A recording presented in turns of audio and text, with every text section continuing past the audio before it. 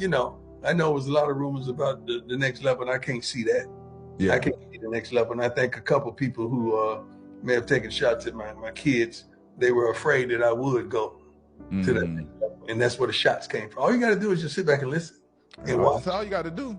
But people don't want to do that. They want to create these narratives and create these stories and then attach them to a kid that ain't never done nothing wrong.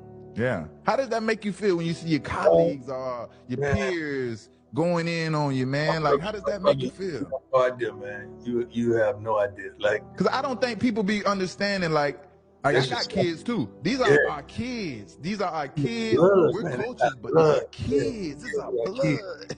And stop lying. Like, you got to understand, my kids are built for everything.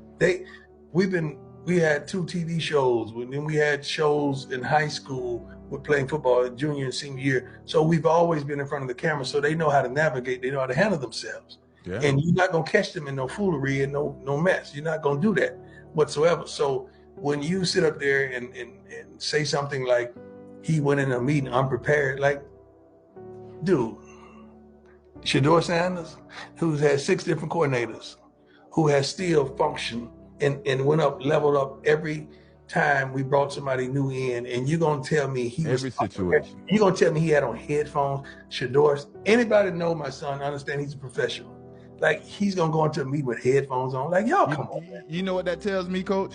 That tells me somebody was looking for something before they even came there. I was already looking for something. Yeah, looking for an issue, pre-planned. You know what I mean? But hey, bygones are bygones. Hey, man, we know you a dog. Your kid's a dog, and dogs gonna always rise to the top. You know what I mean? That's what I believe. You know what I mean? There you go. For real. But we talking about it did hurt.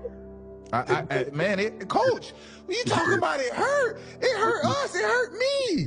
It hurt, Coach.